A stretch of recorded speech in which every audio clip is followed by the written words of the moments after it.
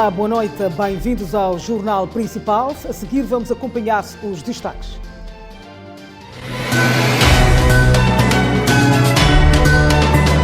Moçambique recebe o primeiro lote da vacina contra a Covid-19 da China e brevemente receberá também da Índia cerca de 100 mil doses da vacina. A antiga diretora do Serviço Nacional de Investigação Criminal na província de Maputo, a caminho do Banco dos Réus, acusada por desviar mais de 200 carros apreendidos de criminosos. 111 golfinhos encontrados mortos na praia de Bazaruto, na província de Inhambane. Vamos atualizar as notícias. O Governo recebeu na tarde desta quarta-feira 200 mil doses de vacina contra a Covid-19 da China.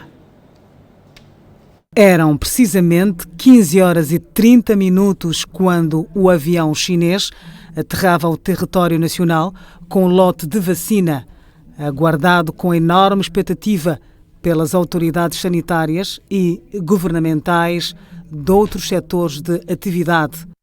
Ao todo, são 200 mil doses de vacina que, numa primeira fase, vai beneficiar os profissionais de saúde que estão na linha de combate ao inimigo invisível, a Covid-19. Este feito marca uma nova etapa na história do país no que tange ao combate ao surto viral. O primeiro-ministro Carlos Agostinho do Rosário disse na ocasião que o apoio reflete a cooperação saudável entre os dois países. Este é mais um gesto que testemunha as excelentes relações de amizade e de cooperação entre Moçambique e China, que remontam desde os primórdios da nossa luta de liberação nacional e que se foram consolidando ao longo dos anos. Agradecemos ao povo e ao governo da China pela oferta do primeiro lote de 200 mil doses de vacina contra a Covid-19 que acabamos de receber. Do Rosário vincou que as doses de vacina serão aplicadas aos grupos prioritários, neste caso, aos profissionais da saúde. O governo adotou uma estratégia de vacinação no âmbito da prevenção e combate à Covid-19, que prioriza grupos de alto risco, como, por exemplo, os profissionais da saúde, entre outros, que estão na linha da frente do combate à pandemia. Mais detalhes sobre o Plano Nacional de Vacinação contra a Covid-19 no nosso país serão oportunamente divulgados pelo Ministério da Saúde. Entretanto, alertou para o reforço das medidas de prevenção da Covid-19 porque 200 mil doses são apenas uma gota no oceano. A vacina tem que ser vista como uma medida complementar na prevenção e combate à Covid-19.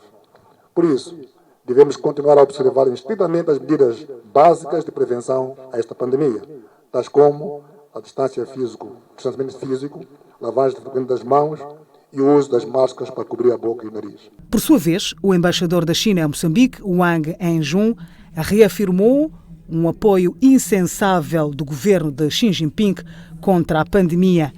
Sua Excelência Presidente Xi Jinping salientou em várias ocasiões internacionais que a vacina chinesa contra a Covid-19 seria bem público global quando for disponível, sendo a contribuição da vacina chinesa para garantir a acessibilidade e disponibilidade nos países em desenvolvimento.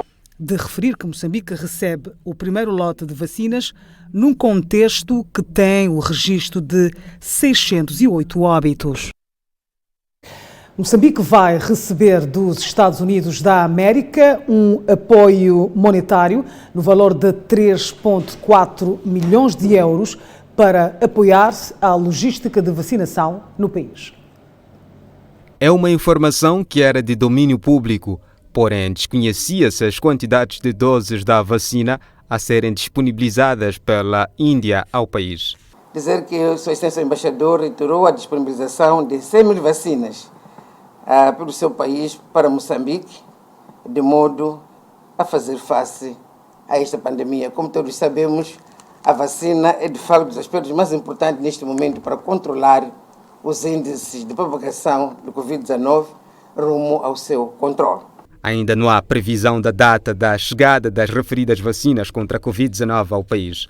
Como já disse, a vacina chinesa, tanto um total de 200 mil vacinas chegam hoje, mas estamos a crer que as 100 mil vacinas também chegarão dentro em breve. Não posso dizer exatamente quando, porque depende dos procedimentos, é uma série de procedimentos, quer em Moçambique e na Índia, que devem ser obedecidos, mas acredito que pela forma como os próprios amigos têm interesse em que a vacina chegue cedo, porque nós sempre estamos interessados, se pudesse chegar hoje, poderia chegar, estaríamos mais satisfeitos, aliás, mas efetivamente acreditamos que vão chegar o mais rápido possível.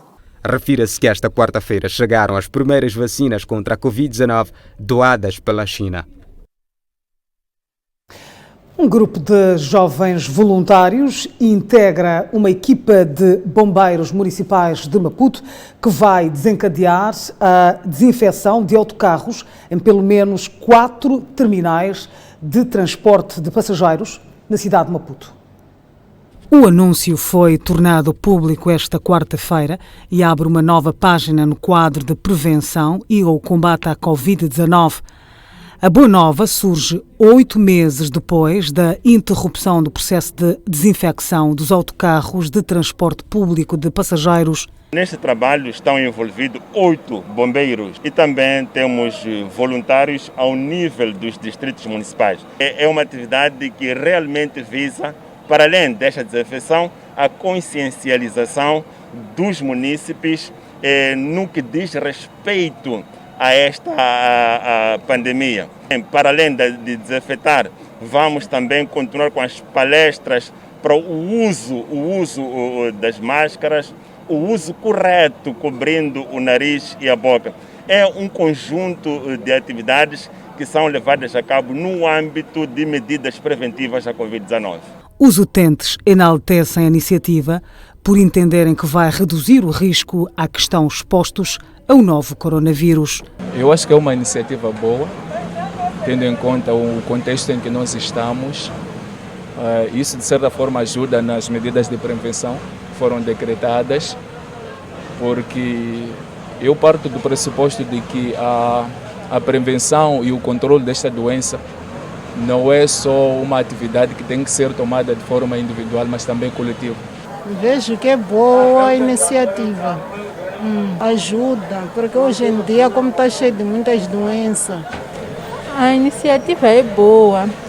Também vai nos ajudar a não haver tanta propagação do novo coronavírus. Este cobrador de transporte de passageiros acredita que a desinfecção dos autocarros vai reduzir o nível de propagação do surto viral.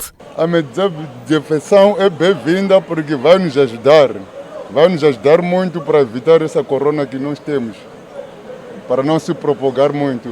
Refira-se que este projeto abrange os terminais dos transportes públicos de passageiros do Museu, Baixa, Praça dos Combatentes e Zimpeto. O Ministério da Saúde anunciou esta quarta-feira 325 infecções, 39 internamentos por conta da Covid-19. Entretanto, com 300 recuperados e 24 altas hospitalares. Entretanto, a lufada de ar fresco foi para 300 pessoas recuperadas, como havíamos mencionado, totalizando 37.870 pacientes e 24 altas hospitalares. No entanto, 1.556 pessoas eram dadas como suspeitas, 325 das quais, infelizmente, testaram positivo para a Covid-19. São moçambicanos e contraíram o vírus no território nacional, informou em comunicado o Ministério da Saúde. A província e cidade de Maputo registaram o maior número de casos positivos, com 105 e 90, respectivamente. Estas infecções elevam para um cumulativo de 56.920 infecções, 56.604 dos quais de transmissão local. Ainda nas últimas 24 horas, houve 39 internamentos, totalizando 228 pessoas atualmente acometidas nos centros de internamento de Covid-19 e em outras unidades hospitalares do país.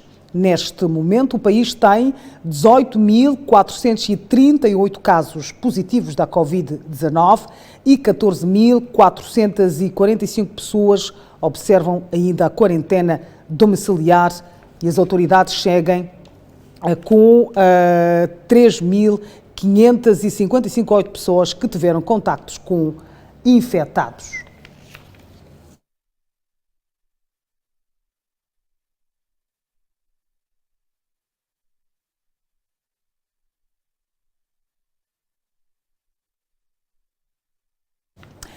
A antiga diretora do Serviço Nacional de Investigação Criminal, Belarmina Chaves, é acusada de desviar do parque da instituição mais de 200 viaturas apreendidas com perigosos cadastrados na autarquia da Matola. São mais de 200 viaturas, algumas de alta cilindrada, apreendidas e estacionadas no Parque do Serviço Nacional de Investigação Criminal. Uma reportagem do semanário Magazine, publicada esta terça-feira, refere que algumas das viaturas eram retiradas diretamente dos ladrões, facto que faz soar a narrativa segundo a qual há ladrões que gozam de proteção dos agentes da lei e ordem.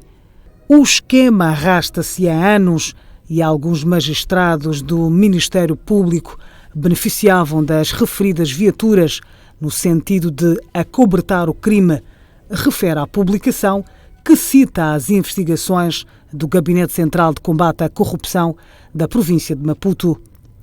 A publicação que cita o Gabinete Central de Combate à Corrupção refere ainda que algumas figuras sonantes do sistema de justiça foram pressionadas a abandonarem as investigações, mas o processo acabou dando entrada à segunda sessão do Tribunal Judicial da cidade da Matola, podendo julgar o caso nos próximos dias.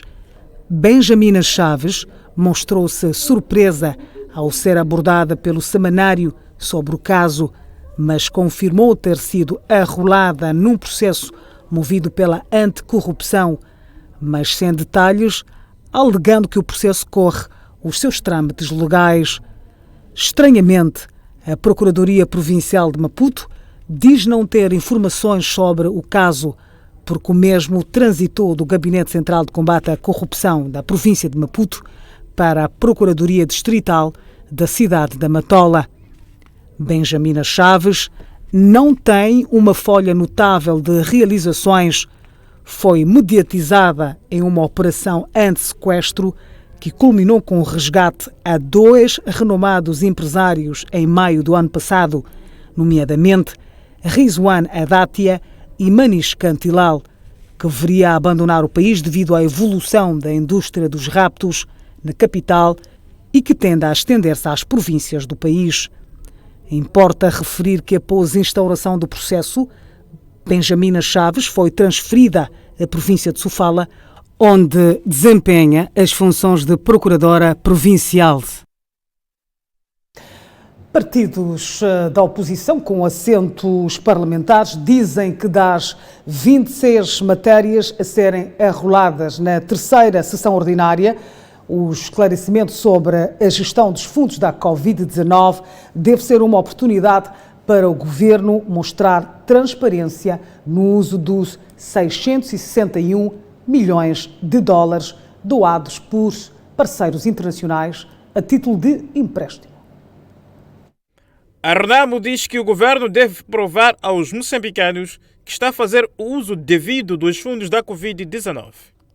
Aliás, a Perdiz espera o mesmo na apresentação da Conta Geral do Estado referente ao ano 2019, entre outros pontos que serão apreciados num rol de 26 matérias a serem discutidas em plenária, que arranca esta quinta-feira, depois de um interregno de 2 meses. Mas deste valor utilizado, 68%, que equivale a mais ou menos cerca de 545 milhões de dólares, há perguntas que têm que ser respondidas. Por exemplo, usou-se quase 12 milhões de dólares para reabilitação de infraestruturas escolares. Portanto, o relatório do governo tem que detalhar quais são essas escolas, em que condições e qualidade das obras, para que não só os parlamentares, mas o próprio povo possa monitorar e ter conhecimento disso. O próprio relatório do governo diz que foram pagos na totalidade todos os beneficiários que já estavam no programa e os que foram registrados. Portanto, a boa parte do valor que foi utilizado para transferências às famílias, para os subsídios às pessoas que estavam no programa de proteção social, as pessoas não receberam esses valores. A Frelimo fala de vitórias no combate à pandemia, mas quer que o governo apresente o plano que está a ser levado a cabo para a redução da propagação e de fatalidades. Estão criadas as condições para uma participação condigna dos deputados da bancada parlamentar da Frelimo. Sabemos que o último mês de janeiro foi caracterizado por muitas hospitalizações, por muitos óbitos, e isto preocupa os deputados da bancada da Frelimo, que pretendem saber do governo qual é o trabalho que está sendo feito por forma a dar cabo, mesmo vendo que os resultados do trabalho são notórios. Nós conseguimos ver que em algum momento esta pandemia tende a ser controlada, mas é preciso que o governo traga uma informação mais detalhada. Mesmo sem ainda ter digerido a perda do líder, o MDM diz que vai defender de forma afincada os interesses do povo e espera que o governo apresente argumentos claros sobre a gestão da pandemia. Num momento particularmente difícil para a bancada parlamentar do MDM e o partido em especial, no geral, pela perda irreparável do nosso presidente. Também temos uma grande expectativa também que tem que ver com a gestão desta pandemia de Covid-19, sobretudo o apoio às pequenas e médias empresas, às famílias carenciadas, o reanimar da economia nacional, como devem saber, caros amigos jornalistas. Importa sublinhar que, pela primeira vez, irá à plenária o relatório de execução do governo, que, apesar do regimento prever, nunca ter ocorrido. A Renamo diz que não vai aprovar a proposta de lei da comunicação e da radiodifusão se não serem revistos alguns artigos que atentam contra a liberdade de imprensa e de acesso à informação.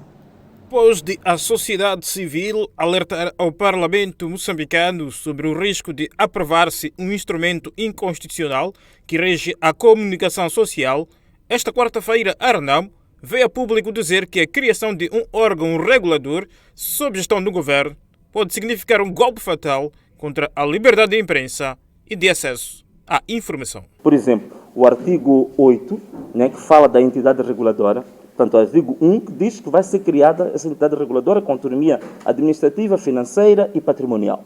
Mas o número 2 deste artigo 8, que diz que compete ao governo definir as atribuições, competências, organização, funcionamento e qualificador profissional específico da entidade referida no número 1. Portanto, isto é anticonstitucional, é uma violação da Constituição. A Renamo não pode, de forma nenhuma, nem que tenha a maior simpatia, nem pelo ministro, nem pela proposta, aprovar uma lei que tenha isto escrito. Isto é uma violação muito grave à liberdade de imprensa e ao direito à informação. Portanto, se estes aspectos aqui mantiverem-se na lei e não haver cedência do governo nas audições, logicamente que a Renamo não vai votar a favor. A Perdiz vai mais longe ao afirmar que pode-se incorrer o risco de estar a caminhar-se para a monopolização da comunicação social e violação dos direitos da classe jornalística. Como o Renamo também não vai votar a favor na lei da radiodifusão, a tendência que existe para se criar monopólios, a tal concentração da multimédia. Portanto, a criar a questão da carteira profissional dos jornalistas, que é o vosso consenso dos jornalistas, que tinha que haver uma lei ordinária, uma lei específica para gerir a questão da carteira profissional. Portanto, essas matérias nos parecem fundamentais, que se não houver cedências do proponente, que é o governo, logicamente que a nossa bancada não se vai sentir muito confortável com essas matérias que me parecem muito óbvias, que violam a Constituição, violam os direitos dos jornalistas e também dos consumidores do vosso trabalho, que é o povo. A Frelimo defende o aprimoramento da lei, de modo a evitar que se aprove uma lei que atente contra os princípios democráticos.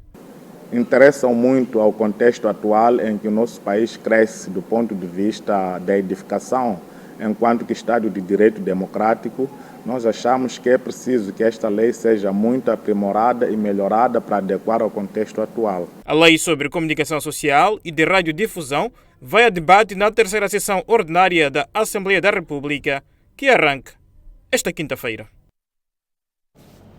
O Presidente da República, Filipe Nyusi, recebeu esta quarta-feira as cartas credenciais do Alto Comissário Designado da República da África do Sul e Alto Comissário Designado da República da Índia. É o soar da trombeta que anuncia a chegada de novos corpos diplomáticos. Uma chegada celebrada através de uma cerimônia de honras de Estado aos novos embaixadores da África do Sul e Índia, respectivamente. Sipiwe Nyanda vem para representar a República da África do Sul em substituição de Mandisi Bongane Mabutu, acreditado em 2015. O Presidente da República exprimiu calorosas boas-vindas a Moçambique, ao Alto Comissário, que durante a luta de libertação, melhor dizendo, durante a luta contra o apartheid, esteve aqui e conhece bem a nossa terra. Mas também a Sua Excelência falou da ligação existente entre nós e os sul-africanos, que, como todos sabemos, Moçambique concedeu um enorme apoio à luta contra o apartheid. No encontro diplomático, o chefe de Estado, Filipe Jacinto Nyusi, lembrou os laços históricos dos dois países. Durante a conversa, o Presidente da República enalteceu a robustez dos laços de cooperação que atualmente abrange um amplo leque de atividades em número de 18 áreas, dentre as quais hidrocarbonetos, energia, agricultura, defesa e segurança, comércio, indústria, transportes e comunicações, só para citar alguns exemplos. Para além do embaixador sul-africano Anka Banerjee, Alto Comissário Designado da República da Índia, apresentou a sua carta credencial em substituição de Rajiv Kumar, acreditado em agosto de 2019. Sua Excelência Presidente da República recebeu ainda esta manhã para apresentar as cartas credenciais Sua Excelência o Embaixador da Índia. Estamos a falar de Sua Excelência Sri Anka Banerjee como Alto Comissário da República da Índia na República de Moçambique. Na ocasião, o Presidente da República exprimiu calorosas boas-vindas a Moçambique ao Alto Comissário, sublinhou que a gênese histórica das relações de amizade e cooperação entre Índia e Moçambique data dos primórdios do estabelecimento de laços de solidariedade no seio do movimento de libertação nacional da África e na Ásia. Índia e Moçambique têm cooperado nos domínios da produção e comercialização agrícola. 111 golfinhos morreram em circunstâncias estranhas no Parque Nacional do Arquipélago do Bazaruto, na província de Inhambane. Uma equipa de especialistas ambientais da Administração Nacional de Áreas de Conservação está no terreno para apurar as reais causas da morte dos animais. O primeiro grupo de 25 golfinhos mortos foi encontrado no último domingo na costa da ilha de Bazaruto. Esta terça-feira, durante a atividade de patrulha e monitoria, os fiscais do Parque Nacional do Arquipélago de Bazaruto encontraram na parte oeste da região insular outro grupo de 86 animais mortos. Portanto, elevando-se de 25 para 111 mamíferos que perderam a vida em circunstâncias pouco claras. Trata-se de animais da mesma espécie que abunda na área de conservação. Telefonicamente, o administrador distrital de Vilanculo, Edmundo Galiza Matos Júnior, diz que a tragédia no Parque de Bazaruto é um duro golpe para o turismo de mergulho. Este número de golfinhos representa muito para o nosso turismo, para a nossa costa, para o ecossistema marinho de Vilanculo e de Inhassoro, para os distritos que estão aqui à volta. Significa que saímos a perder e bastante. Não se recupera tão cedo um número significativo de golfinhos desta natureza. A sua procriação ela decorre ao longo dos anos e leva, obviamente, o seu tempo, mas também é muito pelo facto de ser um número significativo. Quando são destes números elevados, a preocupação é muito maior. As causas da morte dos mamíferos aquáticos ainda estão por desvendar. Atualmente, descarta-se a hipótese de ser agressão, uma vez que o trabalho pericial feito esta terça-feira indica que os golfinhos não apresentam nenhum ferimento. Uma equipa de especialistas nacionais e internacionais em ambiente escala esta quarta-feira o Parque de Bazaruto para esclarecer as causas da catástrofe ambiental em Inhambane. Sabemos que são mobilizados também a nível internacional cientistas de renome aqui da região e do mundo. A Universidade de Eduardo Mondlane também está em prontidão para fazer o seu trabalho e sabemos que já há algum esforço há algum tempo, logo depois da descoberta deste fenómeno, para verificar efetivamente quais teriam sido as causas. Descarta-se a hipótese do Guambe, Sr. Administrador? Não se descarta, esta é uma hipótese, mas nós não queremos avançar com dados muito conclusivos. A morte dos golfinhos em circunstâncias não claras é uma das piores catástrofes ambientais que se registra no Parque Nacional do Arquipélago de Bazaruto desde a sua criação em 1971. Além dos golfinhos, na área de conservação, existem outros animais atrativos ao turismo de mergulho nas águas profundas, como dugongos e baleias. De notar que a pesca ilegal tem sido uma atividade que, de forma deliberada, tem dizimado espécies protegidas por lei no Parque Nacional do Arquipélago de Bazaruto, na província de Inhambane.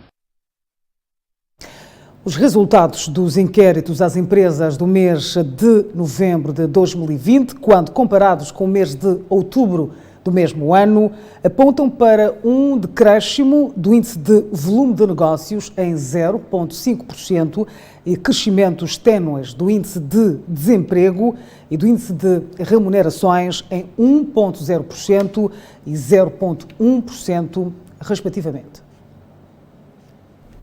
O índice sobre o volume de negócios em nossa posse refere que a variação negativa do volume de negócios foi influenciada pela variação verificada na indústria em menos 3,1%, no comércio por grosso e a retalho, manutenção e reparação de veículos automóveis e motociclos em 0,6% e no setor de eletricidade com menos 0,5%. Os ramos de alojamento, restauração e similares, de transportes e de outros serviços não financeiros registraram crescimentos de 12,4%, 7,3% e 0,1%, respectivamente. A maior variação negativa do volume de negócios no setor industrial foi registrada nas indústrias de artigos de borracha e matérias plásticas, do tabaco e de laticínios. O incremento ligeiro do emprego foi devido aos setores da indústria, com 18,9%, de alojamento, restauração e similares, com 1,2%, e de comércio, em 0,3%.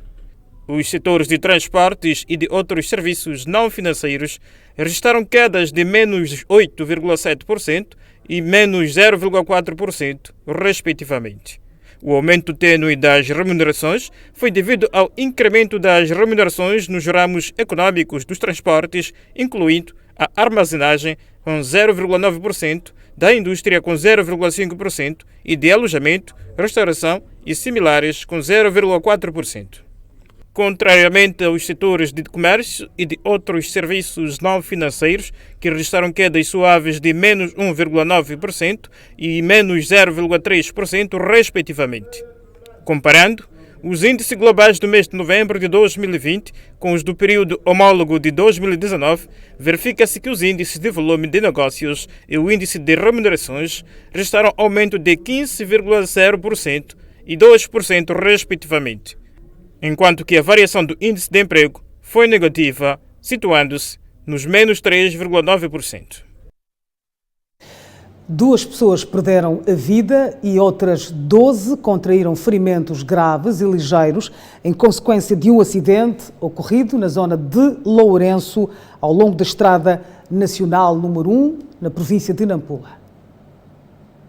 O sinistro ocorreu na manhã desta quarta-feira na zona do Lourenço, na periferia do Conselho Autárquico de Nampula, quando esta viatura que fazia o sentido Quelimane-Nampula em alta velocidade e na tentativa de fazer ultrapassagem, embateu-se com esta minibase que se encontrava estacionada e a carregar passageiros e bens. Após o embate, 2 pessoas perderam a vida, sendo uma no local e outra veio a perder a vida no Hospital Central de Nampula. Não sei dizer bem mesmo.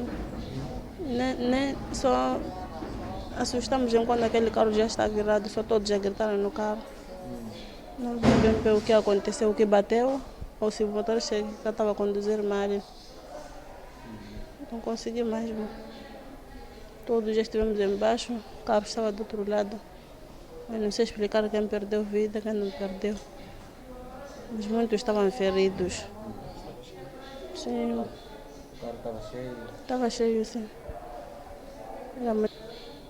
Eu estava junto com meu filho.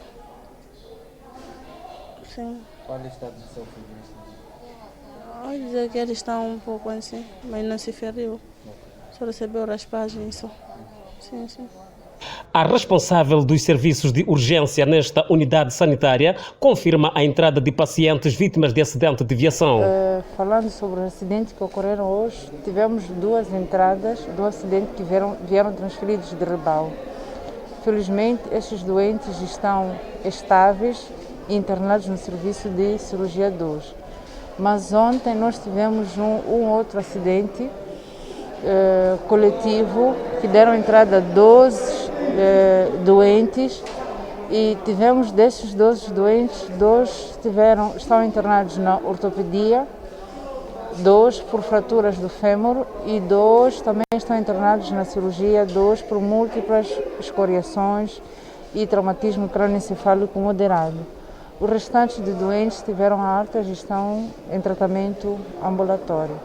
Esses doentes que estão internados estão também sem risco de vida e em estado estável. A urna contendo os restos mortais do então presidente do Movimento Democrático de Moçambique, Davis Chimango, chega à autarquia da Beira.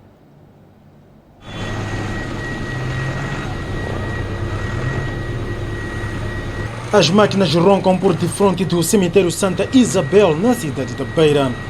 Estes são parte dos preparativos em curso para a realização das cerimônias fúnebres do edil da Beira, Davis Mbempo Chimango, falecido a 22 de fevereiro corrente na vizinha África do Sul, vítima de doença. Uma preparação para que o funeral seja um funeral merecido de um presidente de um grande partido, não é? E, para além de um presidente de um grande partido, também de um filho querido desta cidade da Beira. Aquele é o local reservado para a deposição do corpo sem vida de Davis Mbempo Chimango, igualmente presidente do partido MDM, membro do Conselho do Estado, que chega à cidade do Chiveve esta quinta-feira. Conseguimos fretar um avião para transportar a urna contendo os restos mortais do seu presidente e tudo está sendo feito para que ao princípio da manhã, no dia 25, saia o avião de Joanesburgo para a cidade da Beira e que chegue aqui ao princípio da tarde, aproximadamente às 13. Portanto, nesse contexto, o dia de amanhã está reservado às cerimônias ao nível da família, nesse caso o velório de corpo presente ao nível da família. Na sexta-feira, que é o dia reservado para as cerimônias do Estado, que vai ocorrer na praça do município. As bandeiras da meia haste revelam luto, mas nem por isso a afluência dos membros e simpatizantes do MDM nos locais de velório, tudo por causa da Covid-19. É um fato, nós vivemos essa situação e nós todos estamos sendo educados a evitar a propagação do Covid-19, razão pela qual sabe que morreu uma figura extremamente importante na cidade da Beira, poderia encontrar esse espaço super repleto, mas nós estamos a fazer a mobilização que o velório seja feito de forma rotativa. Disse o porta-voz do Movimento Democrático de Moçambique, Sandy Carmona, tendo revelado que o funeral terá lugar esta sexta-feira. A Comissão Provincial de Eleições em Sofala diz que José Domingos tem menos hipóteses de ser o presidente da autarquia da Beira porque renunciou ao cargo de membro da Assembleia Municipal. José Domingos seria o sucessor caso não tivesse renunciado ao cargo. Tal como temos vindo a reportar, o presidente da Comissão Provincial de Eleições em Sofala, Simão Henriques, confirma José Manuel Domingos, por sinal secretário-geral do Movimento Democrático de Moçambique e deputado da Assembleia da República, como sendo o segundo da lista depositada naquele órgão eleitoral, mas havendo a possibilidade deste não reunir condições para ascender ao cargo de edil da Beira. Na lista que recebemos na Comissão Provincial de Eleições, pela morte do presidente, nós temos os que seguem ao presidente na lista de cabeça de lista. De uma forma automática, essas pessoas é que poderão assumir o cargo de presidente do município da Beira. Temos dois nomes mais sonantes no que diz respeito aos que poderão substituir o presidente do município. Quem segue na lista, na lista de cabeça de listas, é o deputado Manuel Domingos, mas por ter renunciado ao cargo do membro da Assembleia Municipal, há probabilidade de senhor Albano Cariz ser o próximo presidente do município da cidade da Beira. O argumento do presidente da Comissão Provincial de Eleições é suportado pela Lei 6/2018 de 3 de agosto. No capítulo específico, lá para os artigos 59 e 60, conjugado com o artigo 10, neste caso específico, e remete até o artigo número 4, artigo 4, sendo o artigo 103, diz claramente como é que procede-se o modelo de substituição. E pelo que eu perceba, a seguir ao engenheiro Davis Mango, vem o atual secretário-geral, também deputado na Assembleia da República. Portanto, olhando para o artigo 10 desta lei que citei, a lei 6/2018, este senhor também tem impedimento, porque o facto dele ter assumido ou tomado posse como deputado da Assembleia da República é um impedimento. Isto é logo alineado ao artigo 10 da lei 6/2018. E nesta altura que ele tomou posse na Assembleia da República, devia ou teria renunciado ou suspendido o mandato na Assembleia Municipal. E neste caso é preciso olhar para as atas, olhar para os documentos da Assembleia Municipal, ver se o segundo na cabeça de lista suspendeu ou renunciou. Tendo suspendido para exercer as funções de vereador, Albano Cariz, a ser sucessor de Davis Mbepu Simango ao cargo de edil da Beira, deve, de acordo com os instrumentos legais, ser indicado pela Assembleia Municipal num espaço de 10 dias, a contar a partir do momento em que o presidente eleito teve impedimento permanente. Uma jovem de 22 anos de idade denuncia o próprio esposo por violência doméstica contra si e filha menor de apenas 4 meses no quarteirão 45 do bairro Ulene B, na cidade de Maputo. Líria Amélia e a sua filha de apenas 4 meses, residentes no bairro periférico de Ulene B, concretamente no quarteirão 45, convivem há algum tempo com o drama de violência física. Paradoxalmente, o autor é o próprio esposo, identificado por Paulo, que há 1 ano fez juras de amor. Diz que você não é mulher para mim, sei lá o que quer. Eu disse, ok, sem problema. Eu vou na minha casa, já que eu não sou mulher para ti. Antes de ontem também, ele vestiu até disse que hoje é noite de dormir aqui em casa. Quando ele voltou de noite, chegou ali a me insultar, começou a me espancar. Eu não me disse que estou a fugir enquanto o neném quer beber. Me disse que estou a fugir, estou a sair aqui nessa rua.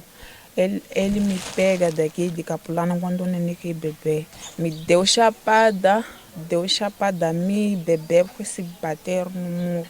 Até tem uma marca aqui. A denunciante suspeita que o comportamento violento do chefe de família resulta de uma suposta relação extraconjugal. Começou na sexta-feira. Ligaram com a namorada dele. Eu, quando lhe pergunto como você atende chamada enquanto eu estou aqui, então significa que eu não sou nada para ti. Eu, quando depois começa a me dar porrada, diz que você não é mulher para mim. E para resolver o problema, a vítima já pediu ajuda às autoridades policiais, mas foi balde de água fria, porque os atos de pancadarias tendem a se perpetuar. Quando cheguei na esquadra, naquele dia, cheguei ali, eu disse, eu estou a passar isso. Eles chegaram e disseram que nós lhe conhecemos, isso aqui é sobrinho de Silvio. Só podem vocês conversar, nós não podemos lhe pegar.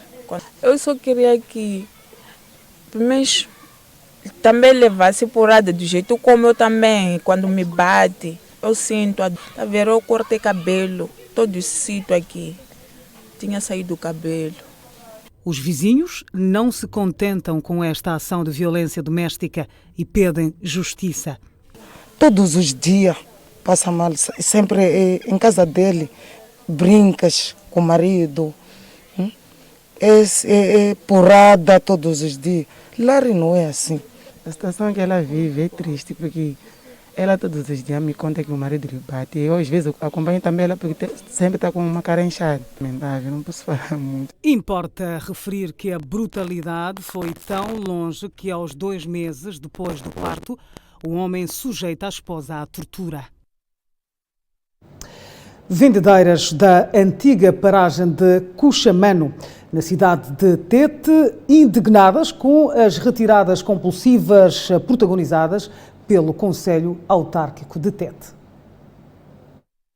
Trata-se de vendedeiras que têm estado a comercializar diferentes produtos nas bancas instaladas na rua 7 de Abril, no centro da cidade de Tete. Todavia, amontinaram-se na manhã desta terça-feira para contestar a sua retirada compulsiva, protagonizada pelo Conselho Autárquico da cidade de Tete, sem a justa causa, tendo em conta exercem os seus negócios neste local há mais de 10 anos. Os contestatários dizem estarem surpreendidos com esta decisão da edilidade, que nem sequer tomaram conhecimento prévio. Aqui nós estamos a completar 10 anos e vendemos isso tudo para sacrificar nossos filhos lá em casa para sobreviver. Agora nós, quando nos tirarem aqui, nós vamos ficar aonde? Disse cada qual procurar sozinho onde ele quer ir ficar. Vamos ficar aonde? Agora, por que eles querem nos tirar daqui? Onde nós vamos? Nós temos crianças querem comer. Alimentamos nossos filhos através daqui. As vendedeiras afirmam que não vão abandonar as bancas instaladas na rua 7 de Abril sem que a edilidade providencie um espaço condigno. Continuar a ficar aqui ou indicar um sítio nós para ficar. Porque estamos a assustar, dizer a pessoa deve desarrascar. Estamos a ficar com dúvidas. Vamos a ver aonde nós vamos montar as bancas. Daqui para aqui, disse sai desse lugar, daqui para aqui sai desse lugar, nós vamos ficar aonde? Vamos viver aonde com criança?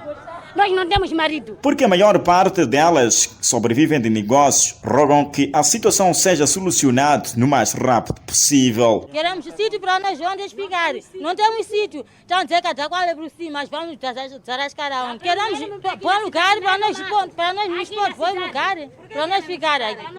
O que tem que ser feito, eles devem nos deixar. Se é para acerca de banca, que é para melhorar, nós vamos melhorar. E nós queremos justiça. Justiça! Nós queremos justiça, porque César de Carvalho é ele que nos mandou aqui para vir ficar aqui. Queremos justiça, não são essas pessoas que eles costumam enganar, nós queremos justiça. Importa realçar que a TV Sucesso contactou ao Conselho Autárquico da cidade de Tete para o esclarecimento do caso e resultou em fracasso. O presidente do Conselho Autárquico de Nampula garante a recuperação e pavimentação das estradas de Mareré e a segunda faixa de rodagem da Avenida Eduardo Mondlane. A garantia foi dada nesta última segunda-feira após a inauguração da estrada da zona da Jamila. Moradores de Bairro de Matala afirmam que com a conclusão deste trecho de 1 km e 100 metros representa um momento de alegria para os moradores desta região de Mutauanha após muitos anos de sofrimento. Eu gostei muito, sofríamos aqui, poeira, não sei o que, agora estamos felizes, estamos a andar bem, estamos a passear. Aqui apanhava cheio d'água, matope, lamas aqui não sei o que. Mas agora cada pessoa está a gostar, a estrada está boa. Para dizer que essa é uma grande alegria e regozijo, porque sempre passávamos e a estrada estava bem cavada, poeira entrando nas casas e com esse tempo de pandemia passávamos mal. Então agradecemos pela força do Edil de Nampula, que Deus possa lhe dar mais vida também para poder fazer acontecer. Antes dessa pavimentação, tempo chuvoso, era mais caricato desta via. Era difícil de você ter que usar esta via. Era muito complicado. Mesmo de moto, era muito complicado. Com esta inauguração é uma benção. Já a gente pode circular qualquer hora. Paulo Vahanle, presidente do Conselho Municipal de Nampula, disse após vencer as eleições, a reabilitação deste trecho estava entre as suas prioridades. Para nós, achamos que é um alívio que vamos beneficiar aos municípios dessa zona e não só, também aqueles que transitam, que têm suas viaturas ou a pé, portanto, nesta via. Agradecer aos funcionários e à população circunvizinha, porque colaboraram no sentido de viabilizar o trabalho, porque havia zonas que era preciso tirar o morro, partir uma parede, tirar um quintal, e não tivemos problemas tão sérios com os munícipes. Aliás, eles estavam mais motivados, até não acreditavam que se nós havíamos de terminar com a estrada. Graças a Deus, já concluímos. Ela tem a distância de 1 km, 1000 metros de distância. Vahanle lamentou igualmente a morte do edil da cidade da Beira, Deves Imbepo Simango. Esta notícia acolheu de surpresa e que sentimos por essa perda. Eu acredito que os munícipes neste momento estão muito chocados porque tinham depositado confiança nele. Era a pessoa que melhorava a cidade da Beira, mas neste momento o que devo avançar é encorajar os munícipes e a família enlutada, portanto, a seguir à frente e pegar os seus ideais, ver se podem continuar. Obrigada pela audiência. Voltamos amanhã, à mesma hora. Acompanhe outras programações da TV Sucesso. Nós voltamos a ver amanhã, às 19h50. Até lá.